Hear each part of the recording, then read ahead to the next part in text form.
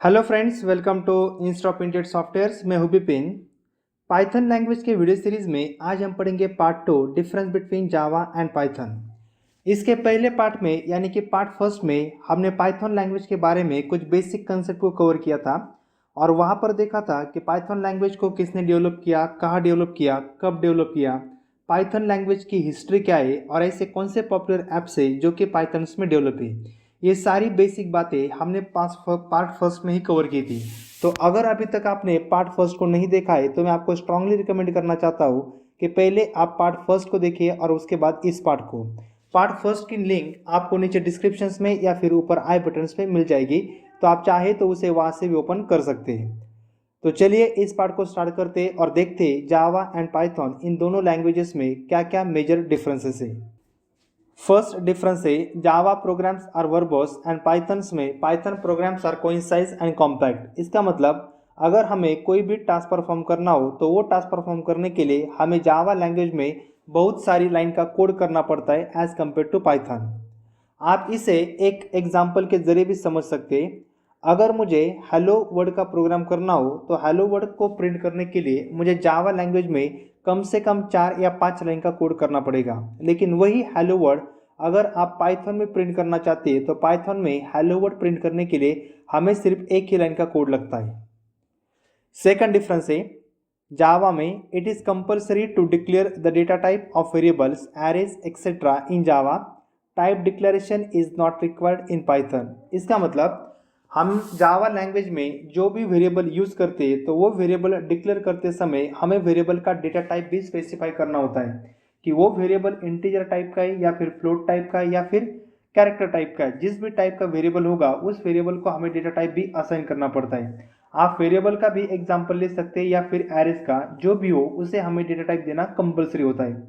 लेकिन पाइथन में वेरिएबल को डेटा टाइप देने की जरूरत नहीं होती। हम जो भी वैल्यू स्टोर करते हैं वो वैल्यू जिस टाइप की होती है उस टाइप का डेटा टाइप पाइथन का कंपाइलर ऑटोमेटिकली वेरिएबल को अप्लाई करता है, इसलिए डेटा टाइप पाइथन में स्पेसिफाई करने की जरूरत नहीं पड़ती। थर्ड डिफरेंस है Java has for while do while and for each loop, Python has while and for loop.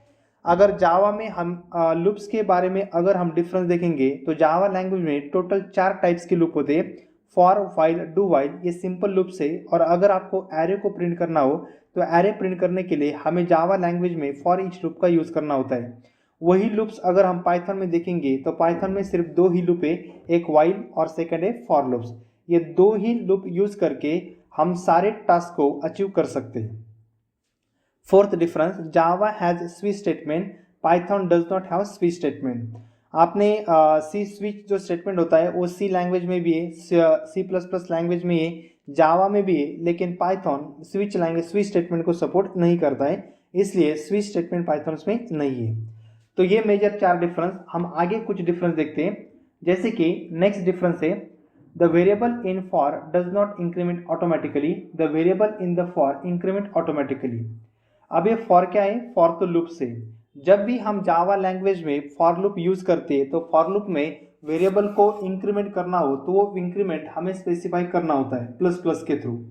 Python में अगर आप फॉर लूप यूज करते हैं तो वेरिएबल को इंक्रीमेंट करने की जरूरत नहीं पड़ती। पाइथन के फॉर लूप में वेरिएबल ऑटोमेटिकली इंक्रीमेंट होता है। Next difference memory allocation is done automatically JVM Java virtual machine. मतलब ये तो मेमोरी का पॉइंट है। जावा लैंग्वेज में हम जो भी वेरिएबल यूज करते हैं तो वेरिएबल को मेमोरी अलोकेट करने का काम जेवीएम का होता है, जावा वर्चुअल मशीन। वैसे पाइथन में मेमोरी अलोकेशन का काम पीवीएम का होता है, पाइथन वर्चुअल मशीन का। नेक्स्ट डिफरेंस है the array index should be positive number. जैसे कि आपको पता है, अगर आपने मेरे इस चैनल का सी लैंग्वेज को अगर कवर किया हो, सी लैंग्वेज की भी वीडियो सीरीज मैंने अपलोड की है, तो आप चाहें तो सी लैंग्वेज के वीडियो सीरीज को भी देख सकते हैं। तो अगर आपने C language C plus plus language को पढ़ा होगा तो उसमें हमें एरे की जो इंडेक्स पोजीशन होती है वो इंडेक्स पोजीशन पॉजिटिव होती है और कहाँ से स्टार्ट होती है? 0 से। तो 0 1 2 3 इस तरीके की एरे की इंडेक्स पोजीशन होती है जो कि पॉजिटिव है। पाइथन में हम इंडेक्स पोजीशन कौन सी भी दे सकते हैं, इसलिए पाइथन लैंग्वेज में एरे की इंडेक्स पोजीशन पॉजिटिव भी हो सकती है और निगेटिव भी हो सकती है। And last difference the semicolon is used to terminate the statement.